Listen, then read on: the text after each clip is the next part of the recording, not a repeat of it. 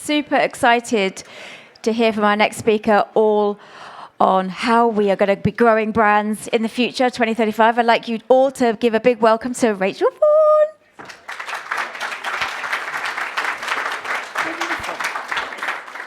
I might do this one. Yeah, I might do this one. Hello, everyone. So you're here because you saw the word rebel, and you were like, yes, that's me, which is great. Welcome. I'm Racheal Vaughan-Jones. I'm the Chief Marketing Officer at Compass Box Whiskey. My background is in building drinks brands from beer, alcohol-free wine, sake, and obviously whiskey. But the one thing that they have all had in common is that they've all been challenger brands. What is a challenger brand, you might say? So yes, it can be someone who is at the very beginning of their journey, but what it really means is brands and people that are challenging the status quo, or challenging the big boys, the big brands, or challenging the way things have always been done. And these people that are doing that are the rebels, and they're the people that will make the future. And I'm not just talking about kind of rebels who are loud and like want loads of attention. It's the strategic rebels, the people who are really going to make a difference. So let's set the scene. It's 2035, and if you can believe it, we are even more technologically advanced and connected than we are now, which is scary. But unfortunately, we're incredibly disconnected. Maybe there's loneliness. Hospitality and the future that we're building is going to be the one thing that matters the most. People are going to need to connect, to feel something, to get together. And so I'm going to give you my kind of playbook of how to take this challenger brand mindset with some rules, with some real world examples to help create that future together. So the first thing is about culture, not product. So the brands who are going to be relevant tomorrow are the ones who are culturally relevant today, the ones who are tapping into what's happening now and driving the conversation in the direction that they want. So it's not about thinking, what do people want? It's about what do we want them to think and feel in the future. So I'm going to give you an example from Compass Box. In April, we are a Scotch whiskey brand. In April, our cousins across the border in England were applying for GI status to protect the term English single malt. And our governing body, the Scotch Whisky Association, as they sometimes like to do, were causing a bit of having a bit of pushback against this. They didn't necessarily want our English friends to get in on the single malt action.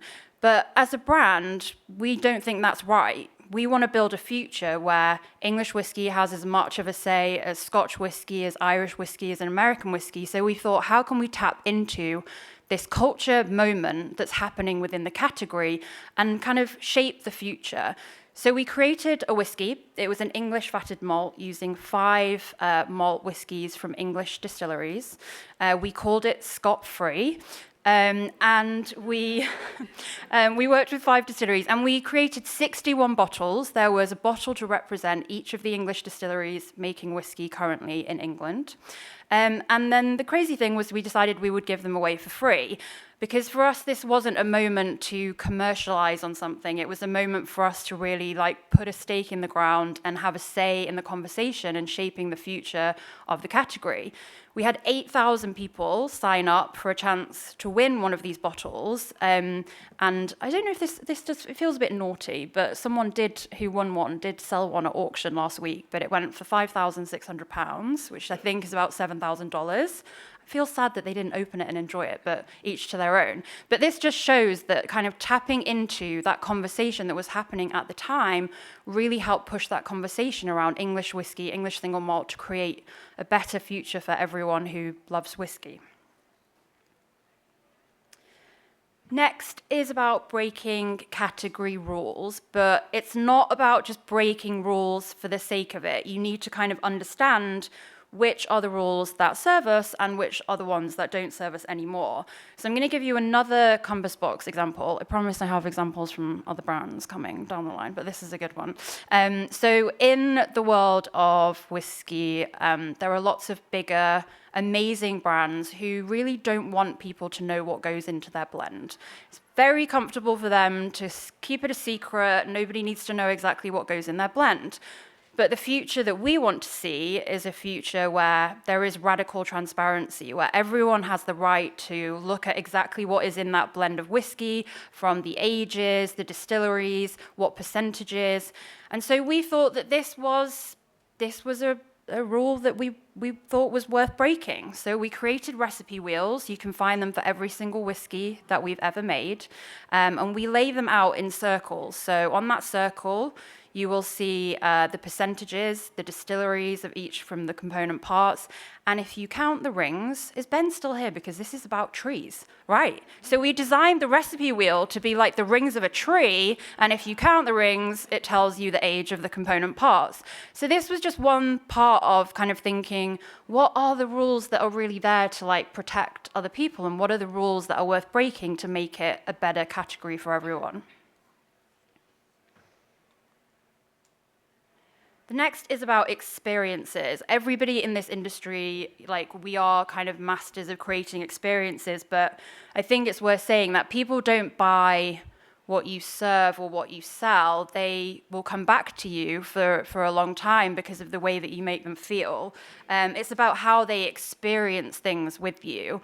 I promised you an example from another brand, so I'm going to use an example from Lucky Saint, which is an alcohol-free beer in the UK. And when we launched that on draft in pubs, it was at a time when alcohol-free beer was still kind of seen as being a bit shit. There wasn't really great stuff in the UK anyway.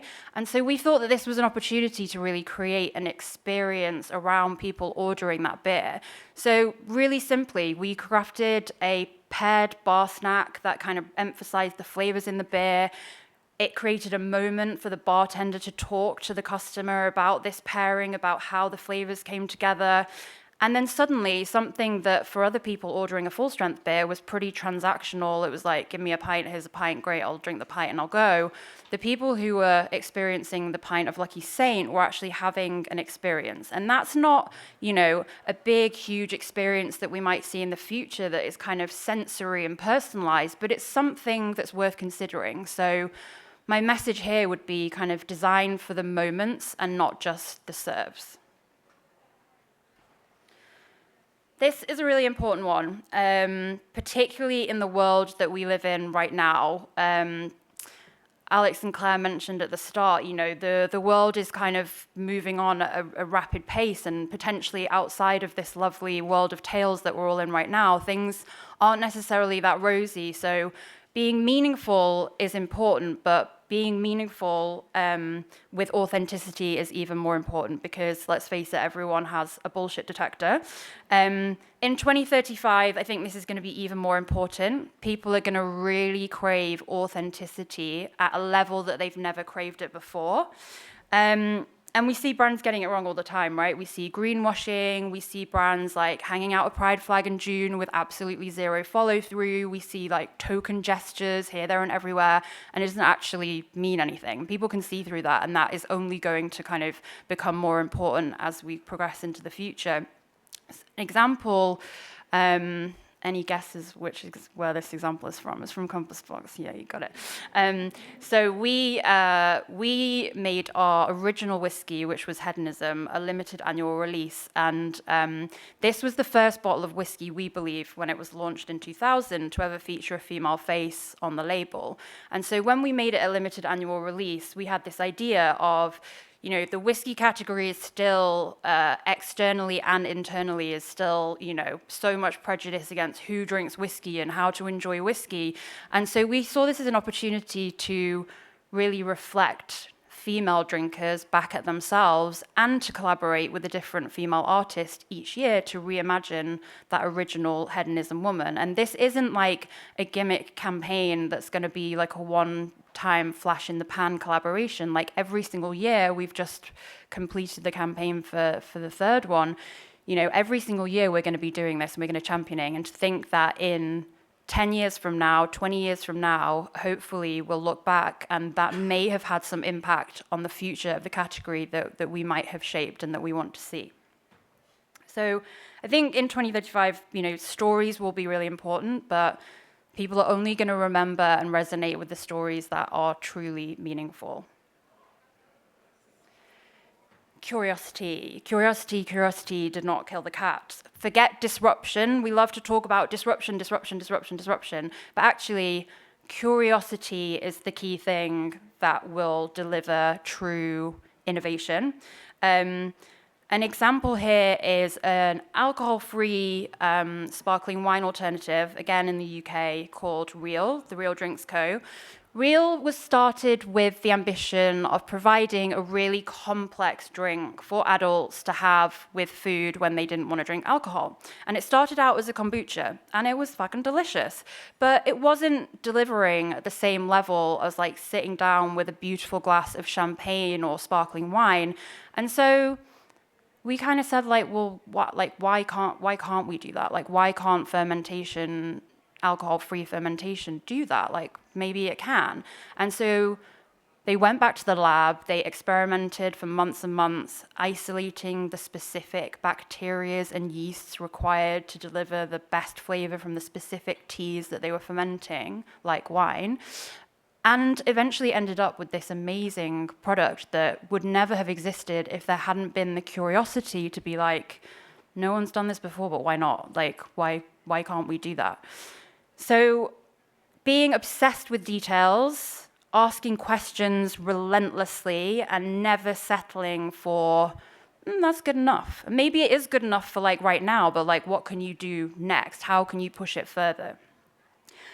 So I don't think that the brands that will win in the future in 2035 will be the ones with the biggest budgets or kind of the ones that can outmaneuver. They'll be the ones with the people who ask the right questions now and shape that future.